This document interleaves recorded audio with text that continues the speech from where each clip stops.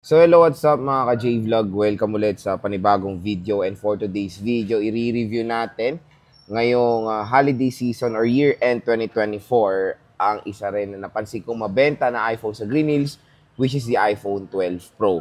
Ito kayo magandang i-purchase ngayon. Tara mga ka-J-Vlog, check natin.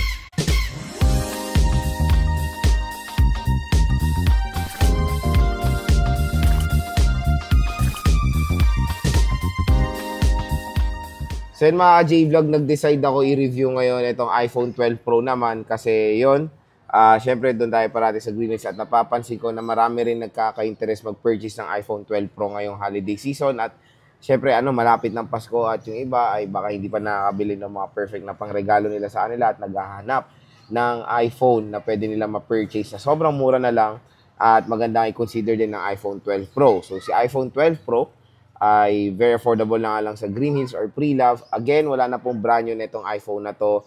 Puro na lang mga Pre-Love, syempre na may mga good condition doon sa nire-recommend nating shop. Wala na iba kundi si Ate Mayet ng CMB Gadgets.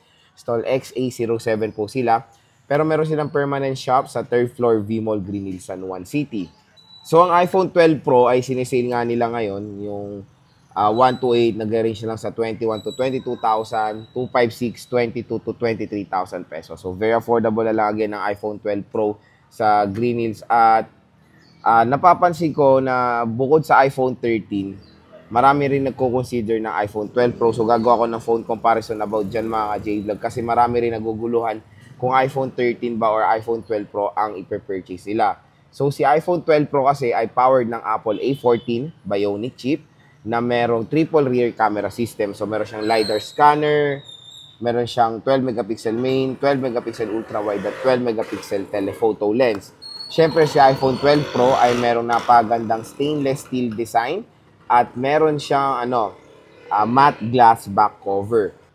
Narelease siya noong year 2020 na merong 6.1 inches Super Retina XDR OLED display. So, maraming nagtatanong kung okay pa ba itong iPhone 12 Pro, and nakakatuwa kasi ang SRP nito before or nung na-release siya dito sa Philippines, sobrang mahal or super expensive mga J-Vlog.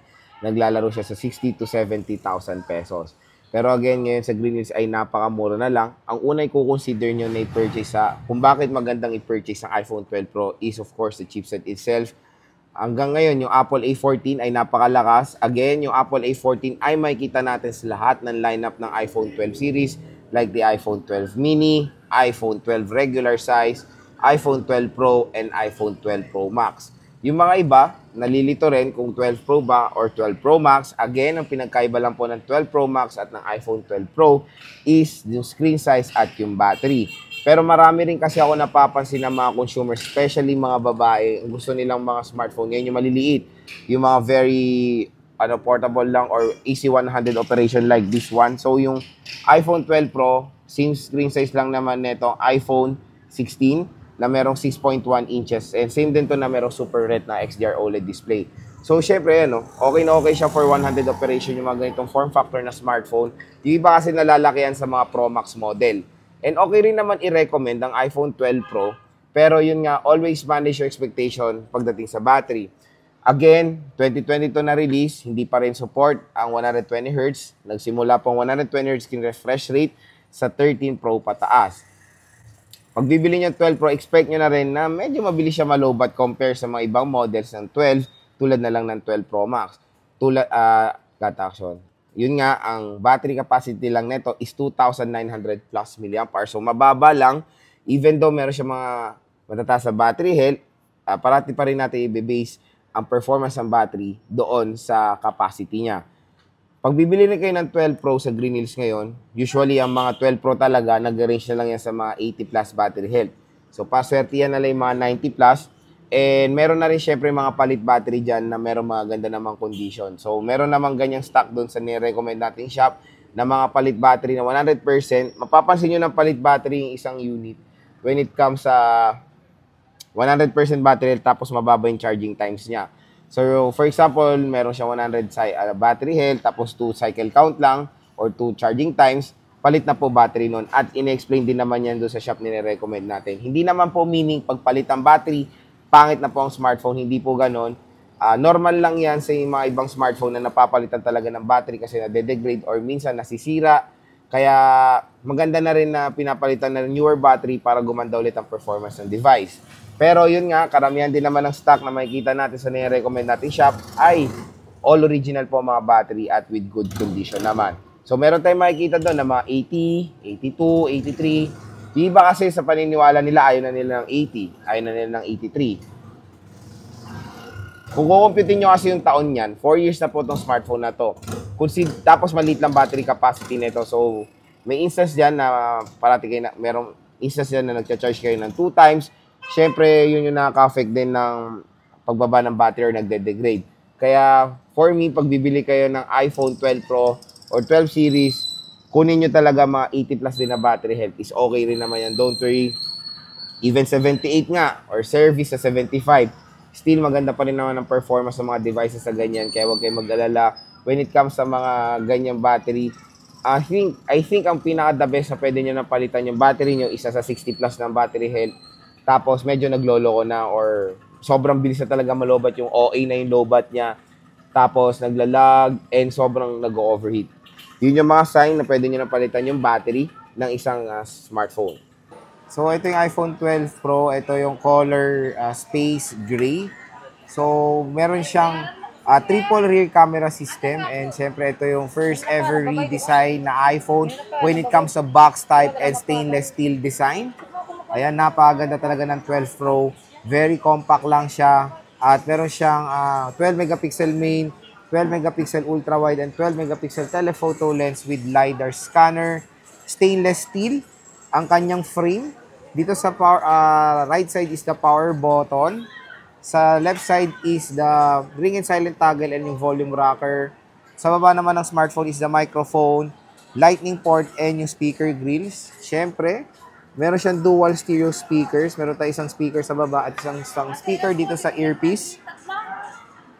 Meron siyang 6.1 inches Super Retina XDR OLED display with 60 Hz refresh rate. Dito naman tayo sa kanyang camera. So, meron tayong 0.5, syempre.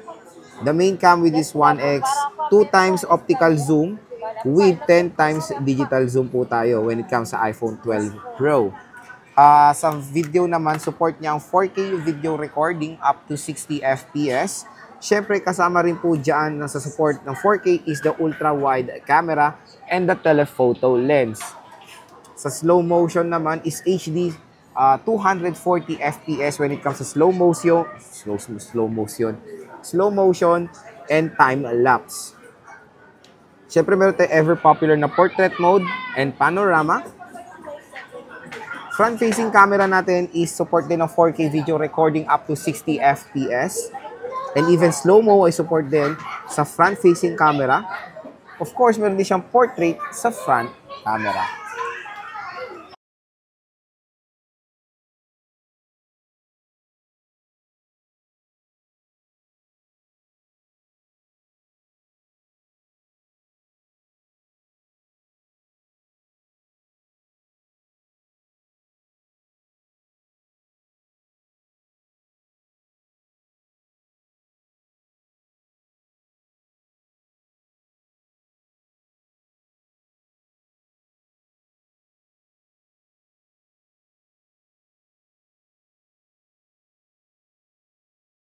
So, video sample, rear camera of the iPhone 12 Pro. So, pinakamax na resolution niya is 4K resolution up to 60 FPS. Pero ang gamit natin is Full HD 1080p. Ayan, napakalinaw talaga ng iPhone 12 Pro. Siyempre, pwede tayo mag-switch sa ultra-wide camera ng ganyang kabilis lang with same resolution din. Ayan. So yan mga J-Vlog, ang pinaka-main na tanong, Lods, sulit pa bang i-purchase ang iPhone 12 Pro going 2025? The quick answer dyan mga J-Vlog, definitely yes. Again, ang iPhone 12 Pro, matagal pa po yan masosupport ng mga OS update. Pang-4 na taon pa lang naman itong smartphone na to.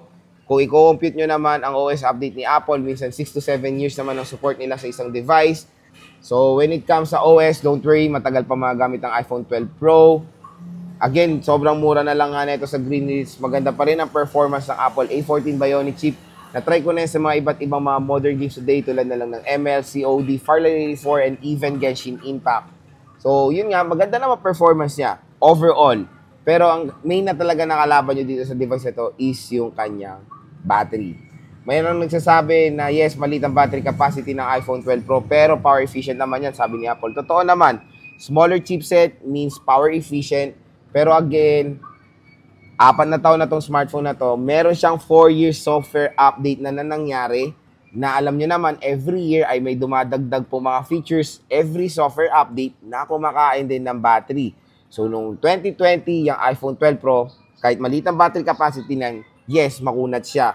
Pero every year, nadadagdagan nga ng mga features ng OS update na kumakain ng battery na medyo doon tayo ngayon nagkakaroon ng problem when it comes sa bilis ng lobat ng isang battery capacity. So yun mga ka-J-Vlog, again, kung interested kayong bumili ng iPhone 12 Pro sa Green Hills, doon tayo sa i-recommend kong shop, si Ate Mait ng CMB Gadgets. And of course, meron silang permanent shop sa 3rd floor V-Mall Green Hills, San Juan City. To be honest, ako meron akong gamit 13 Pro. And I like yung mga ganitong mga style or mga preferred ko rin yung mga ganitong screen size sa mga iPhone na merong 6.1 inches. So, to be honest, pag nagva-vlog na ako, mas piniprefer ko na yung smaller iPhone compare sa Pro Max kasi sobrang laki pag sinasabi niya pa sa stand. When it comes sa portability sa vlogging, mas piniprefer ko yung mga smaller iPhone. So, yun nga, kung ayaw niyo yung Pro Max, meron din namang same performance ng Pro Max, dun tayo sa smaller na Pro model. So, kung interested kayo sa mga iPhones, again, yung shop nang nire-recommend natin shop nasa description box, i-click nyo na lang yan. Sabihin nyo lang na panood nyo sa vlog, automatic yan, bibigyan kayo ng 500 pesos discount ng shop na yan.